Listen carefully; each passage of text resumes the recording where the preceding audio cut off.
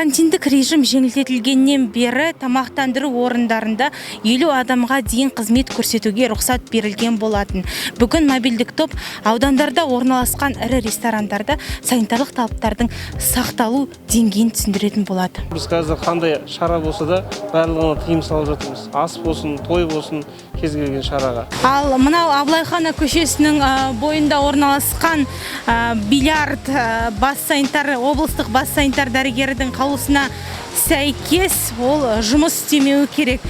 Қазіргі таңда олардың қызмет көрсетіп жатқанын байқап, мобильдік топ ескерту жасалынды. Ал егер де ары қарай жұмыстарын жалғастыратын болса, айыппұл төлейтін болады. Мобильдік топтың келесі нысаны Додо пицца тамақтану орны.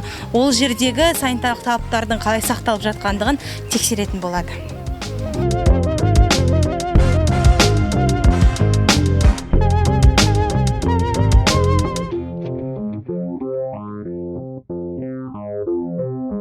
Додо пицца тамақтандыру орнына оның кіреберісінде санитайзердің болмауына және 2-3 сағат сайын ылғалды тазарту жұмыстарын жүргізілетін кестеде алдын ала қол қойылғандығына байланысты және тамақ тасымалдайтын қызметкердің бетпердесі және қолғапсыз жүруіне байланысты ескерту жасалынды. Егер осы ескертулер уақытында орындалмайтын болса, айыппұл салынатын болады.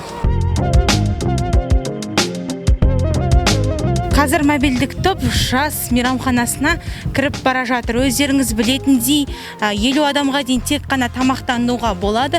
Той, ас секілді отбасылық жиындарды жасауға болмайды. Қазір ашық тұрған жас мейрамханасы қалай талаптарды сақтап жатқанын байқайтын боламыз. Не было санитайзеров ни у кого, никто не мог найти. Сейчас можно доступно можно будет найти и установить санитайзер.